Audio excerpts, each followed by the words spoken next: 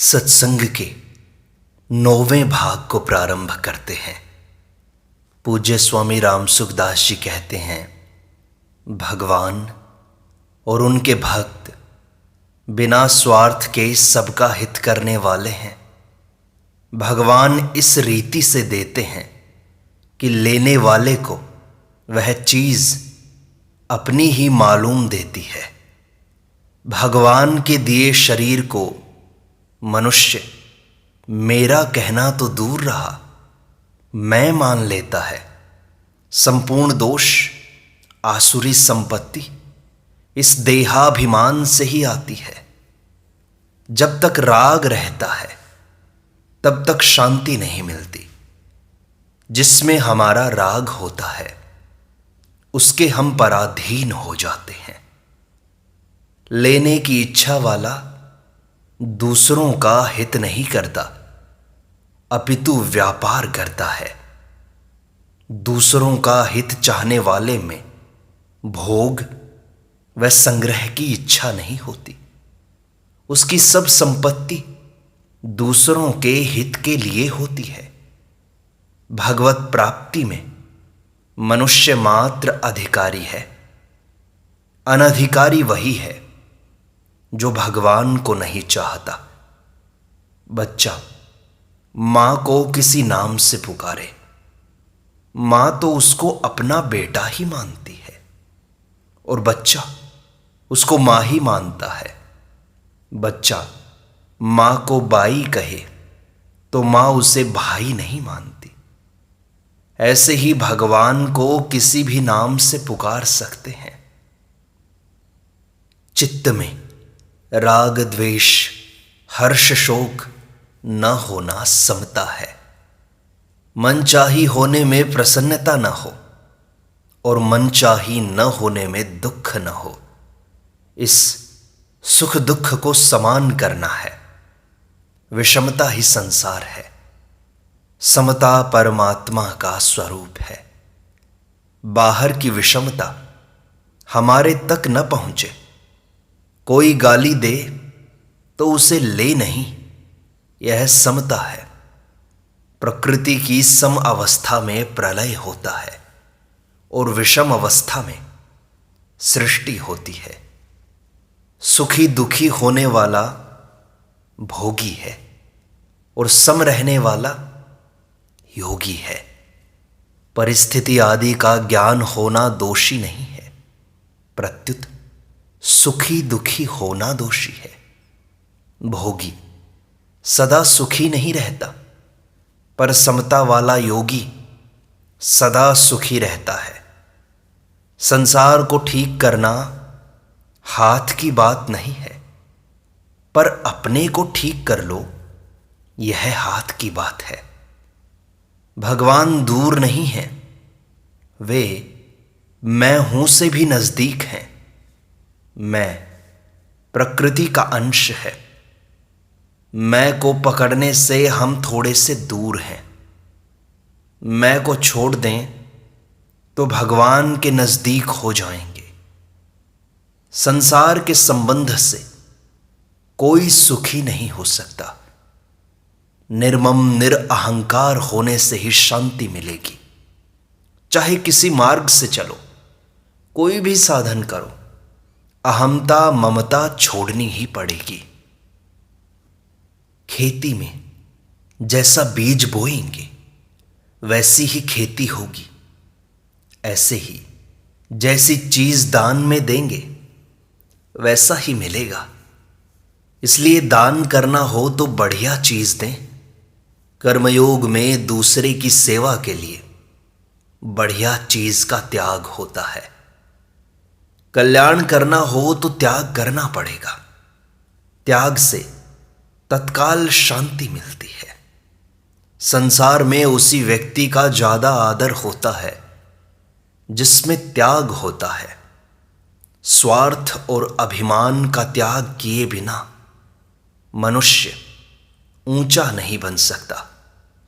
परमार्थ तत्व नहीं बिगड़ा है, स्वभाव बिगड़ा है। अपना स्वभाव शुद्ध बनाओ। बिगड़े स्वभाव वाला किसी को भी नहीं सुहाता, मां को भी नहीं।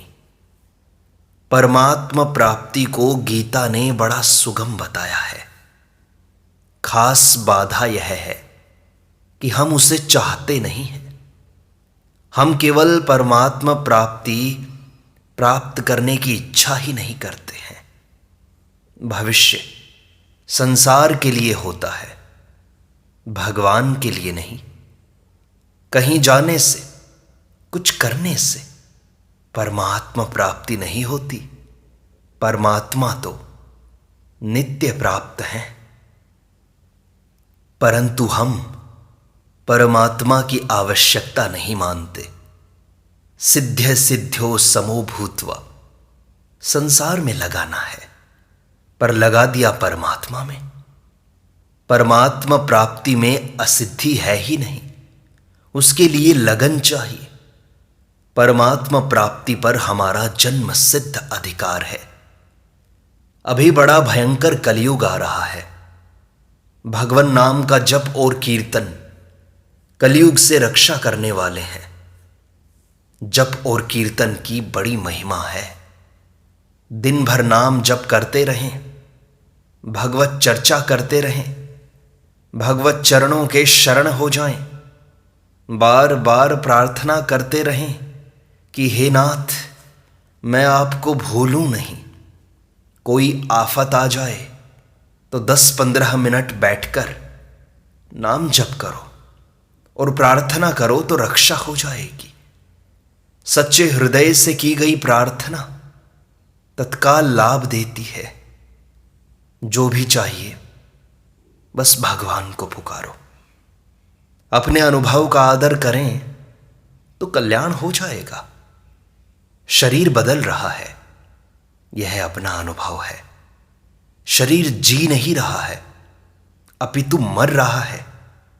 जितने दिन जी गए उतने दिन वास्तव में मर गए। उतने दिन उम्र कम हो गई है, बढ़ी नहीं है। जब जन्मे थे तब तो मृत्यु दूर थी, अब मृत्यु प्रतिक्षण नजदीक आ रही है।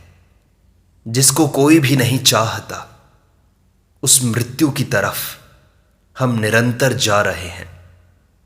पर इच्छा यह करते हैं कि हम जीते रहें। जैसे पशुओं के विनाश को मांस उत्पादन कहते हैं, ऐसे ही हम मर रहे हैं, इसको जीना कहते हैं। हम जी रहे हैं, यह असत का संग है। जो सच्ची बात है उसको मानना सत्संग है।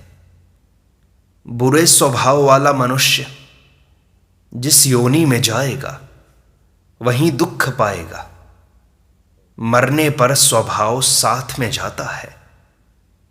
मानव शरीर अत्यंत दुर्लभ है, परंतु जो चीज मिल जाती है उसका महत्व हमें समझ में नहीं आता। मिली हुई चीज का आदर नहीं करते, बाद में रोते रहते हैं। पहले से ही चेत कर लें तो कितना लाभ हो जाएगा। रुपए तो पैदा हो सकते हैं, पर समय पैदा नहीं होता। यह तो खर्च ही होता है। भयंकर कलयुग से बचने का उपाय है नाम जप। राम नाम नरकेसरी, कनक कसिपु कलिकाल। कलयुग से अपनी रक्षा करें, रात दिन नाम जप में लग जाओ। भगवान नाम के सिवाय कलयुग से कोई रक्षा करने वाला नहीं है। बिगाड़ करना ही हो तो कम से कम उतना बिगाड़ करो जिसका बाद में सुधार हो सके। प्रत्येक को अपनी निंदा बुरी लगती है, प्रशंसा अच्छी। विचार करें, निंदा करने वाला दूसरा है, उस पर हमारा वश चलता नहीं, उसे हम रोक सकते नहीं हैं। उससे द्वेष करने में, उसको बुरा समझने में हमारा लाभ नहीं है। निंदा करने वाला हमारे पापों का नाश करता है। जो किसी को दुख नहीं देता उसके द्वारा दूसरों की सेवा शुरू हो गई। जो किसी को दुख नहीं देता, उसको देखने से पुण्य होता है। गोस्वामी तुलसीदास जी लिखते हैं, तन कर मन कर वचन कर, देत न काहू दुख, तुलसी पातक हरत है, देखत उनको मुख। अन्न, जल और वस्त्र देने में सुपात्र कुपात्र का विचार करोगे तो खुद कुपात्र बन जाओगे। पापी को उतना अन्न दो जिससे वह जी जाए। धन, कन्या आदि देने में सुपात्र देखना चाहिए।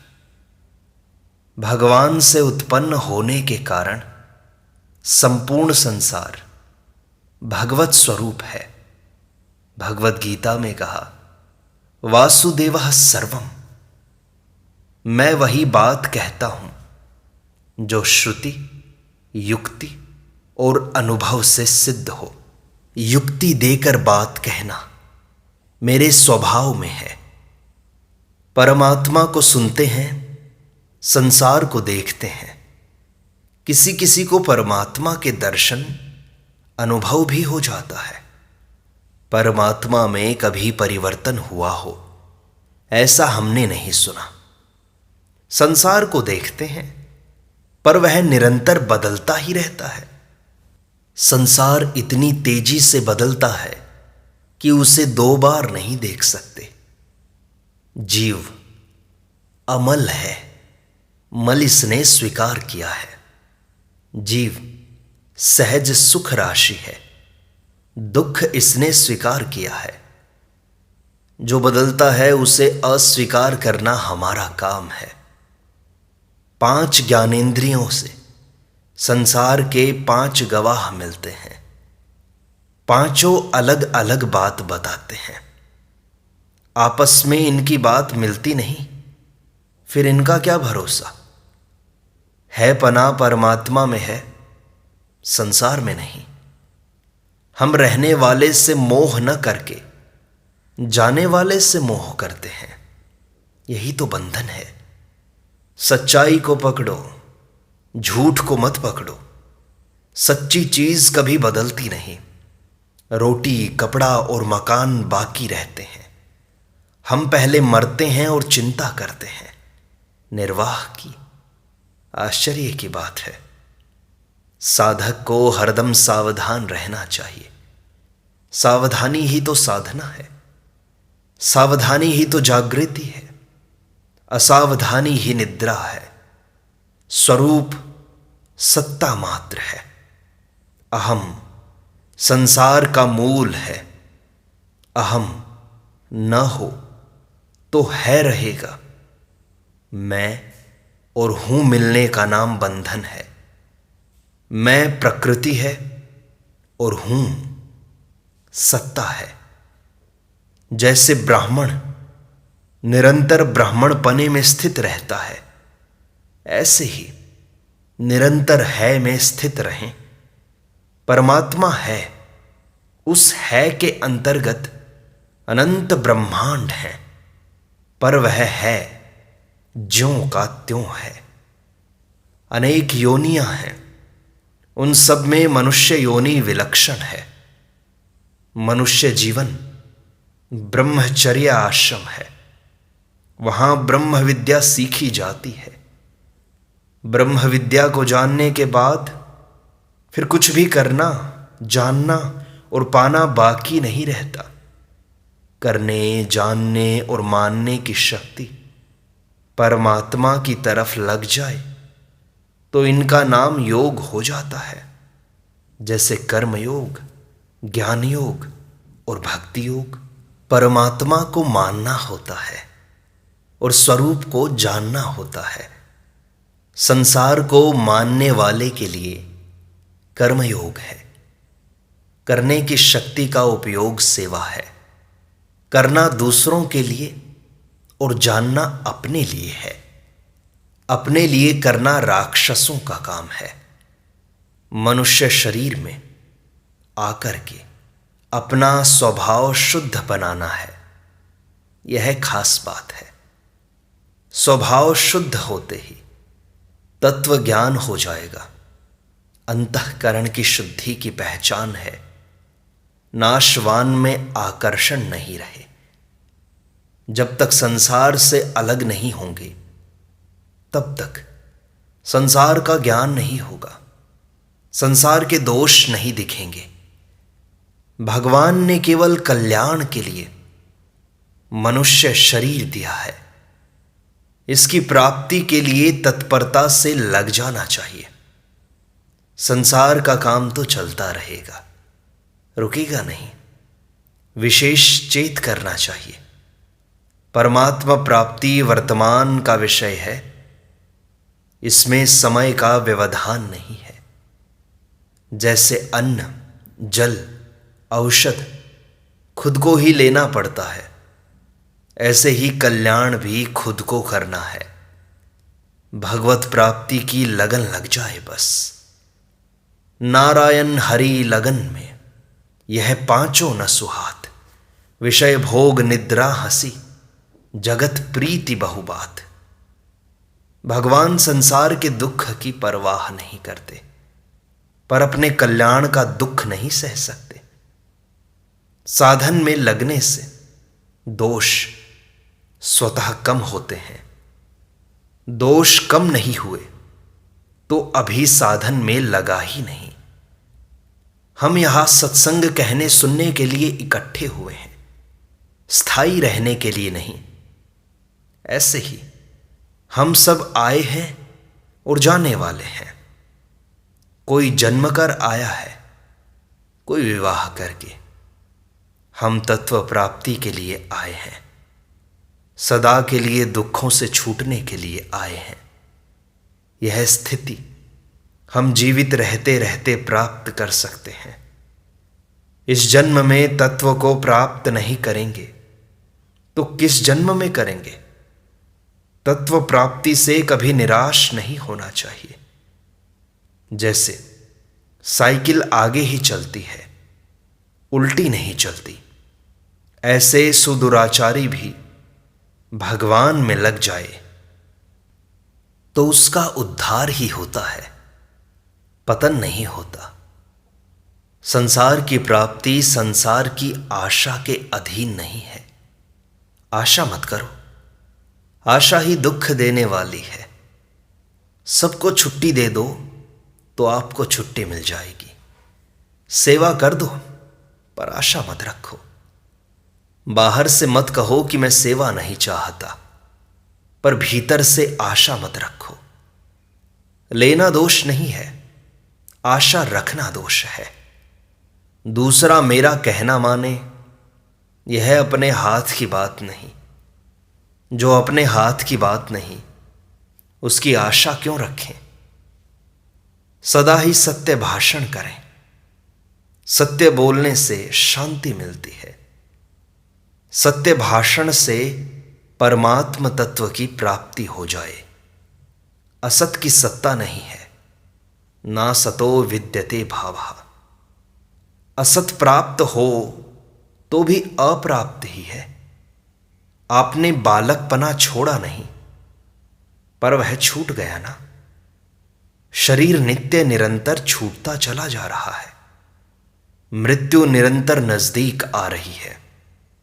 जिसका नाश होता है वह असत होता है। जैसे एक एक कदम में रास्ता कटता है, ऐसे ही एक एक श्वास में उम्र कट रही है। श्वास पूरे होने पर उसी क्षण जाना पड़ेगा। उस समय यह बुद्धिमानी, चतुराई, बल कुछ काम नहीं आएगा। जाने वाला विभाग अलग है, रहने वाला विभाग अलग है। जो जा रहा है उसका नाम असत्य है, और जो रह रहा है उसका नाम सत्य है। सत्य भाषण से सत्य की प्राप्ति होती है। धन मेरा है, यह भेदभाव का संबंध है। मैं धनी हूं, यह अभेद भाव का संबंध है। जिससे संबंध नहीं है वही छूटता है। जो अलग नहीं होता वह नहीं छूटता। मैं हूं से हमने अभेद भाव का संबंध माना है। मैं हूं से अलग है, यह मार्मिक बात है। मैं प्रकृति का अंश है और हूं परमात्मा का। मैंपन छूटने के बाद है पना ही रहेगा। मैं से अपने को अलग अनुभव करना तत्व ज्ञान है। मैं से अपने को एक अनुभव करना अज्ञान है। सत्य की प्राप्ति के लिए सत्य भाषण की बड़ी आवश्यकता है। विषमता स्वरूप में नहीं आई है, मन में ही आई है। इसलिए गीता में आया है, इहैव तैर्जितः सर्गो येषाम साम्ये स्थितम मनः। जिनका अंतःकरण समता में स्थित है, उन्होंने इस जीवित अवस्था में ही संपूर्ण संसार को जीत लिया है। संसार की निवृत्ति स्वतः सिद्ध है, परमात्मा की प्राप्ति स्वतः सिद्ध है। हम सबके भाव और अभाव को जानते हैं, पर अभाव को नहीं जानते। जिसके भाव अभाव का अनुभव होता है, उसी से असंग होना है, और जिसके अभाव का कभी अनुभव नहीं होता, उसी में स्थित रहना है। जिसका अभाव होता है वह विषम है। संसार विषम है। विषमता का त्याग करके समता में स्थित होना तत्व ज्ञान है। संसार अब तक किसी को प्राप्त नहीं हुआ और ना ही होगा। संसार किसी के साथ कभी रहा नहीं, रह सकता नहीं, रहेगा नहीं। परमात्मा हमारे से कभी दूर हो सकते ही नहीं। स्त्री ईश्वर कृत सृष्टि है। मां बहन इत्यादि जीवकृत सृष्टि है।